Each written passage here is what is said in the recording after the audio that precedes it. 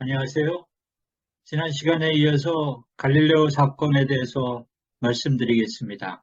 동료들과의 관계가 원만치 않았던 피사를 떠나서 파도바 대학으로 온 갈릴레오는 이제 그가 관심이 있었던 천문학에 그의 연구를 집중하게 되는데요.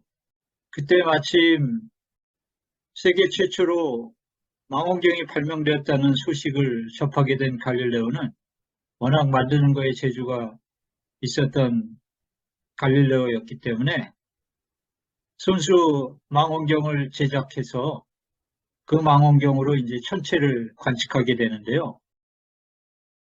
그러면서 그전까지 알지 못했던 천체의 놀라운 모습들을 발견하게 됩니다. 예를 들면 금성이 그전까지는 특별한 어떤 그 위상이 변하는 것을 알지 못했었는데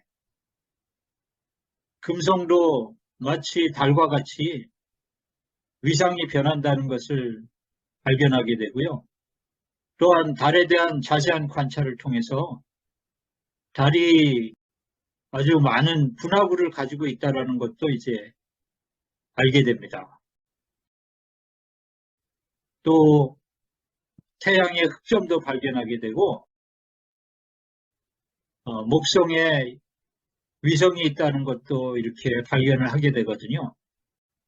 그러면서 이제 갈릴레오는 그 코페르니쿠스의 지동설이 맞다는 그런 그 확신을 하게 되는데요. 지난 시간에 말씀드렸지만 그 당시 코페르니쿠스의 새로운 지동설이 나와서 점점 그것이 이제 알려지고 있던 시기였었는데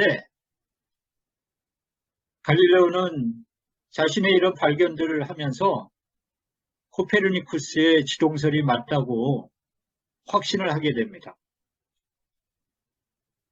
그런데 사실 이런 발견들이 코페르니쿠스의 지동설을 확인해 준 것은 아니었거든요. 단지 기존의 아리스토텔레스 또는 아리스토텔레스 프톨레미 천동설이 오류가 있다라는 것을 가르쳐 주긴 했었지만 뭐 A가 틀렸다고 해갖고선 꼭 B가 맞으라는 법은 없으니까 천동설이 틀렸다고 해서 지동설이 맞은 것을 확인해 주는 것은 아니었는데 갈릴레오는 어찌됐든 이런 발견들을 하면서 코페르니쿠스의 지동설이 맞다라고 확신하게 됐고 그래서 이제 그거를 이제 공개적으로 이제 지지하게 되는데요.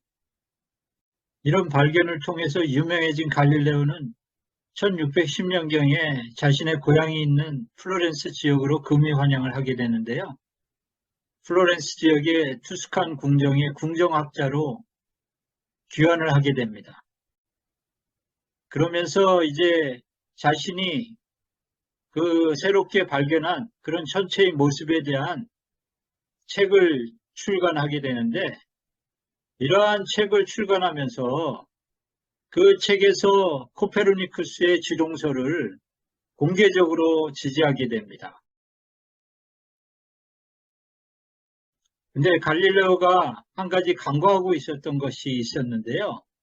그것은 뭐였냐면 플로렌스 지역에는 갈릴레오를 싫어하는 사람들이 여전히 있었다는 것입니다. 지난번에 피사에서 갈릴레오가 그 동료들과 좋은 관계를 갖지 못했다라는 말씀을 드렸잖아요. 이 플로렌스 지역에는 갈릴레오에 대해서 호감을 갖고 있지 않은 그런 사람들이 꽤 있었고 이런 사람들은 갈릴레오의 성공을 별로 기뻐하지도 않았고 오히려 갈릴레오를 어떻게 하면은 공경에 빠뜨릴 수 있을까 그런 그 생각을 하고 있던 사람들도 있었습니다.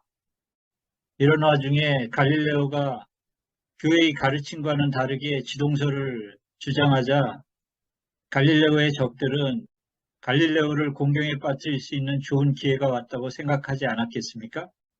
갈릴레오로서는 지동설, 천동설 논쟁은 과학적 문제로만 생각했겠지만 당시 카톨릭 교회가 처했던 상황과 갈릴레오의 반대자들, 그리고 적어도 그때까지는 지동설이 과학적으로 입증되지 못했다는 그런 것들을 생각해 보면 갈릴레오가 지동설 주장에 좀 더 신중하게 접근할 필요가 있었습니다.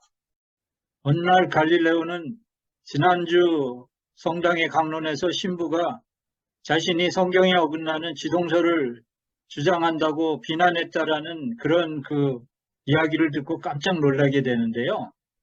그때서야 갈릴레오는 문제의 심각성을 인식하게 됩니다. 그래서 그때부터 자신의 입장을 적극적으로 변호하기 시작하는데요.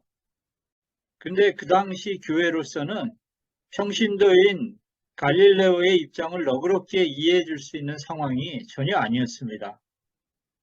그래서 결국은 교회에서는 갈릴레오가 더 이상 지동설을 주장하지 못하도록 하는 지침을 그 당시 유명한 주교였던 로버트 벨라민을 통해서 전달하게 됩니다. 그렇게 해서 갈릴레오와 벨라민이 1616년 만나게 되는데 이 만남에서 두 사람은 과학 이론과 성경 해석과 관련하여 각자의 입장을 개진하는 대화를 나누게 되는데요. 이때 나온 갈릴레오와 벨라민의 입장을 이해하는 것은 갈릴레오 사건을 이해하는 데 굉장히 중요한 바탕을 제공합니다.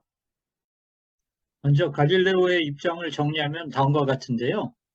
갈릴레오는 성경은 영적 진리를 전하는 책으로 보통 사람들이 쉽게 이해할 수 있게 보통 사람들의 언어로 쓰여졌기 때문에 때때로 비유적 표현을 포함하고 있다고 주장했고, 그러한 한 가지 예가 성경에서 지구는 정지해 있고 태양이 움직이는 것처럼 기술된 것이라고 주장했습니다. 즉 갈릴레오는 외견상 보이는 것과 물리적 실제는 구분되어야 하고, 그렇기 때문에 지동설은 성경과 모순이 되지 않는다라고 주장한 것입니다. 나아가 갈릴레오는 성경은 기본적으로 영적, 도덕적 가르침을 주는 책이지 과학적인 문제를 다루는 책이 아니라는 것을 강조했습니다. 갈릴레오가 얘기한 유명한 그 말이 있는데요. 여기 영어로 적어놨는데 Bible tells us how to go to heaven, not how the heavens go. 즉 성경은 천국에 어떻게 가는지를 가르쳐주는 책이지 천체의 물체들이 어떻게 움직이는지 그거를 가르쳐주는 책이 아니다 라는 것을 이제 얘기를 한 거거든요. 이러한 갈릴레오의 입장에 대해서 사실 벨라민도 많은 부분 동의를 했습니다. 벨라민은 만약에 지동설이 과학적으로 완전히 입증된 이론이라면 벨라민도 갈릴레오가 얘기한 것처럼 성경을 다르게 해석할 수 있다는 것까지 인정을 했습니다. 그렇지만 아직까지 지동설이 과학적으로 입증된 이론이 아니기 때문에 그런 경우에는 캐톨릭 신도는 전통적으로 내려오는 교회의 가르침을 따라야 한다는 것을 강조했습니다. 결국 두 사람의 회동은 벨라민이 갈릴레오에게 지동설에 대해서 더 이상 글을 쓰거나 강연을 하지 말라는 교회의 지침을 전달하고 갈릴레오도 그것을 수용하는 방식으로 마무리가 되는데요. 갈릴레오로서는 내심 동의할 수 없었겠지만 그것을 수용할 수밖에 없는 상황이었습니다. 어찌됐든 갈릴레오 사건은 이렇게 해서 일단락되는데요. 사건이 여기서 끝났다면 뭐 해피엔딩은 아니었을지 모르지만은 갈릴레오도 큰 고초를 겪지 않았어도 됐을 텐데요. 불행하게도 이 사건은 몇 년 후에 재발하게 됩니다. 네, 다음 시간에 그 후에 무슨 사건이 일어나서 갈릴레오가 재판에까지 이르게 되는지 그 부분에 대해서 말씀드리겠습니다. 시청해 주셔서 감사합니다. 안녕히 계세요.